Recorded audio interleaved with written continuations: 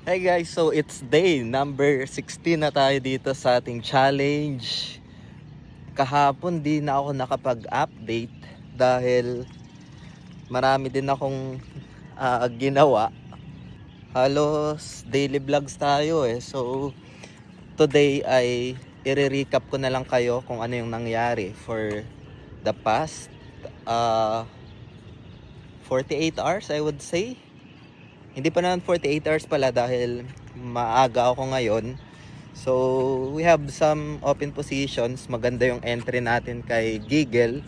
Mamaya papakita ko yan dito sa video natin today. And other updates pa kung ano yung nangyari doon sa mga trades natin. No? So, ay temporary close na rin muna yung algo dahil yung margin natin parang gine-gatekeep yung 50k eh. Na-reach na natin yung 50k and then we retrace ulit around 10k. Right now nasa 25k tayo. So discuss ko na lang dito sa video natin today kung ano yung mga nangyari sa day 15. So day 16 sobrang aga ko today. Pero bago tayo magsimula, kung hindi nyo pa na-like itong video na ito, please like this video first. Subscribe nyo yung YouTube channel natin. Turn on the bell icon para ma-notify kayo dito sa mga updates natin na ginagawa sa ating YouTube channel guys. No? So kahapon I have some trades. No? Medyo maganda yung mga trades ko nung nakaraan dahil I hit nung 55k zone, and then may mga tinamaan na SL sa limit orders ko. After that I decided to stop muna, and yeah, right now nasa 20k 24 ayan, sa screen yung ating pinaka updated balance day number 16 no. So ayun, meron tayong trades kay Giggle, and upon checking halos kagaya ito nung day 1 natin no, na na-respect yung super trend, pero ito is 4 hours naman. And nung day 1 kasi natin ang daming mga confluence A plus trade yon for algo.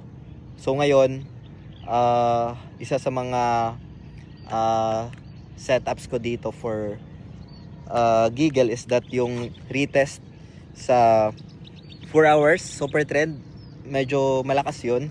And then 15 minutes time frame, isa din sa nagpa-confirm sa akin dahil yung sell off sa 15 minutes is shifting into buyers. So yan yung mga setup ko, and other factors pa dito, especially it's a coin na nag all time low din no?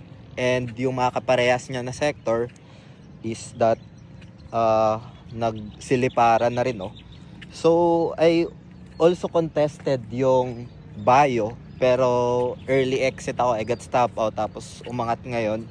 So yeah, again guys, na I'm just sharing my journey lang dito sa challenge natin. Again, itong video natin today is just for ideas lang, for reference no. I'm just sharing some of my experience and does not qualify as an investment or financial advice no?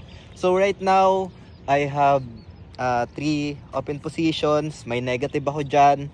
So far positive yung profits ko kay Wiggle.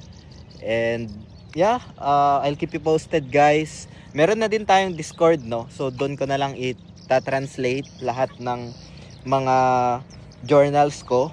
So pwede kayong mag-join guys no, punta lang kayo sa description ng video na ito or sa ating YouTube channel, tapos click nyo yung profile ko, andun yung mga official links, and then join lang kayo guys no sa Discord natin. At sa mga interested na nagdi-DM sa akin na gusto magkaroon ng insights, mag setups, strategy as well, ay siguro pipili lang ako ng 20. Punta lang kayo sa Discord and pwede nyo akong message or doon sa chat with traders guys no. So chat lang kayo doon and pipiliin ko yung first 20 na interested and share ko yung pinaka-strategy, ideas, insights sa Discord natin guys, no? Feel free to comment Discord kung sa Facebook nyo ito napapanood. And yun lang for today guys. Kita-kits tayo sa day number 17. Have a great day guys. Ingat tayong lahat. Peace out. Bye for now.